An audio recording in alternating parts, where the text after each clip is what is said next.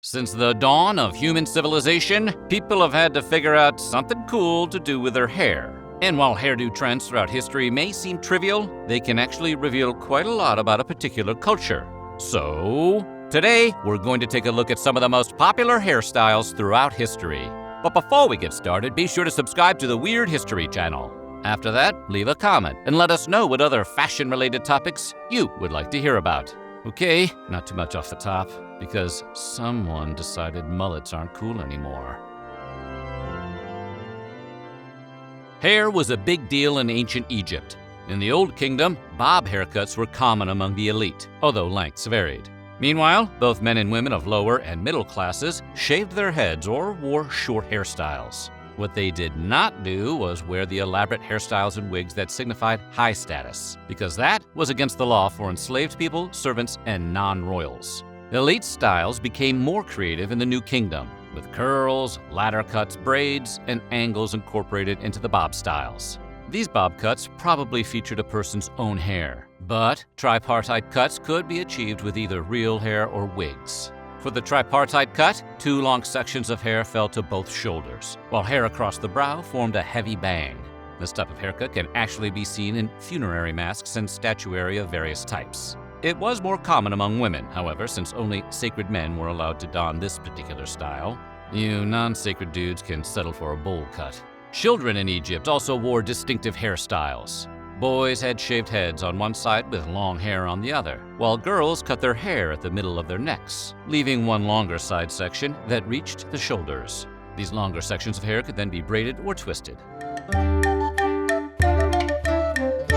Based on the artistic renderings and Homeric descriptions, historians believe archaic Greeks wore their hair long and often in braids. Spartan boys kept their hair short, possibly due to the athletic training they underwent.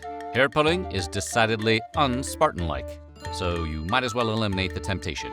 But according to Plutarch, the Spartans wore their hair long as soon as they ceased to be youths, and particularly in times of danger they took pains to have it glossy and well-combed, remembering that a fine head of hair made the handsome more comely still, and the ugly more terrible. So the next time you see 300, remember that in real life those guys would have probably all looked like they just left the salon. Well, be it a salon with an impressive weight room. For a while, women in Sparta also grew their hair long, often binding a white turban around their head, which formed a sort of crown.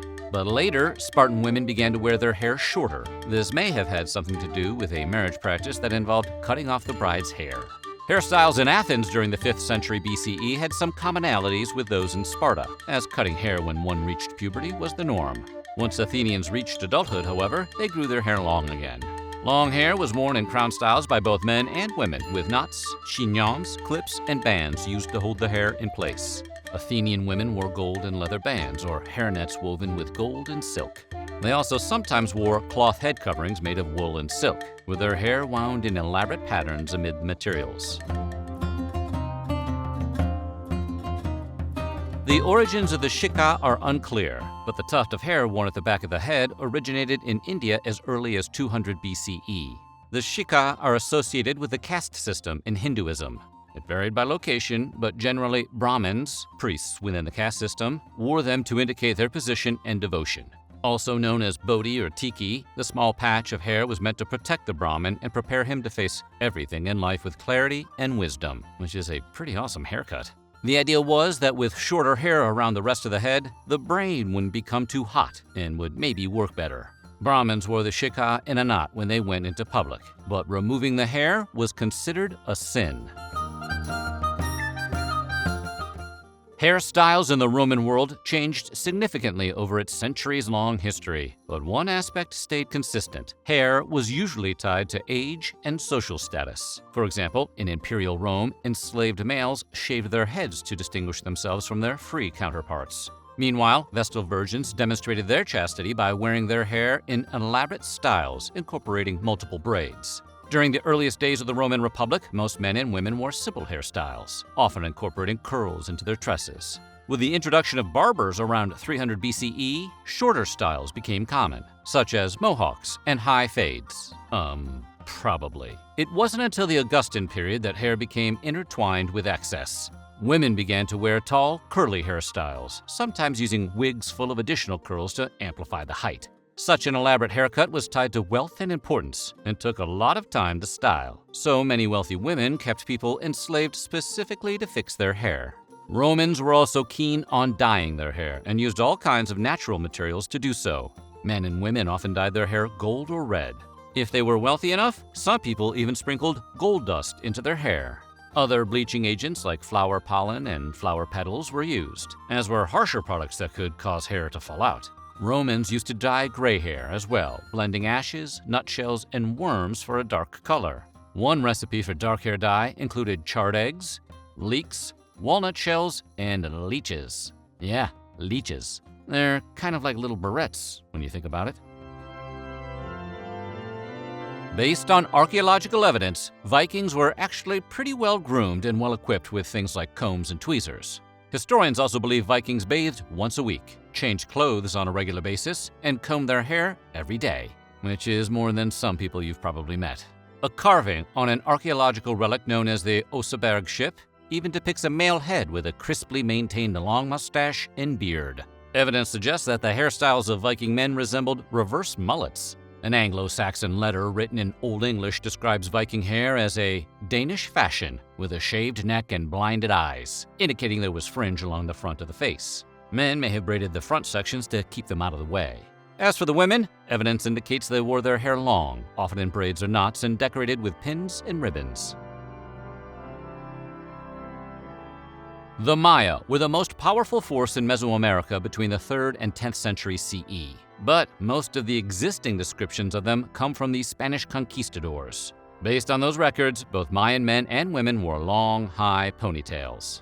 But men shaved the sides of their head and let long strands flow down their backs. They would then decorate their ponytails with feathers. Men also shaved or burned the front sections of their hair, which they did to set off their facial features. Please do not try that at home, unless you want your apartment to smell like a boxing gym with a busted air conditioner.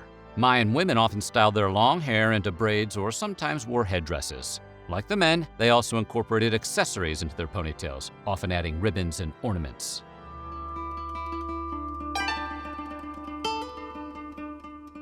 Although the top knot is popularly associated with samurai culture in Japan around the 12th century, the top knot actually appeared at various times in history. For example, Germanic groups wore something resembling a top knot during the 5th and 6th centuries, and they were also worn by the ancient Chinese. For samurai in Japan, however, the top knot, also known as a chonmage, was a fundamental part of his identity. Samurai shaved the hair off the top of their heads, taking long hair from the sides and back to gather into a knot in its place. A top knot distinguished a samurai from all others. If a samurai was defeated in battle or did something dishonorable, his top knot was cut off in shame.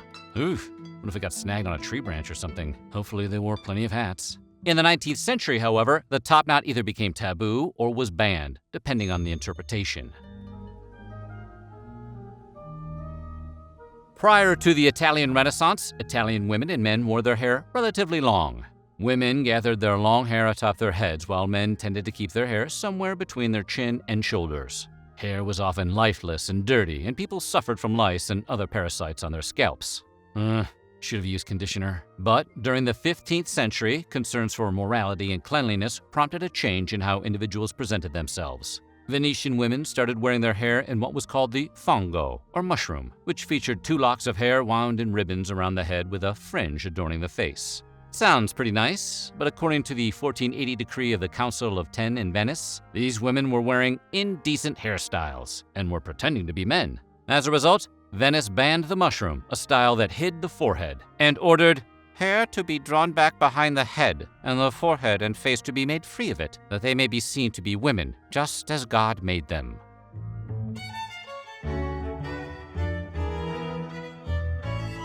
During the Elizabethan period in England, hair was an indication of social class. Men wore their hair short, at least at first, while women pinned back their longer locks. It was important to keep hair off the front of the head, so bangs were rarely worn.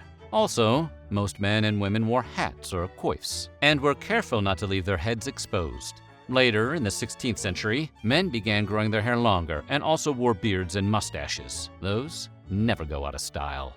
Wealthier individuals and those with higher social rank often colored their hair or decorated it with jewels, because, well, of course they did.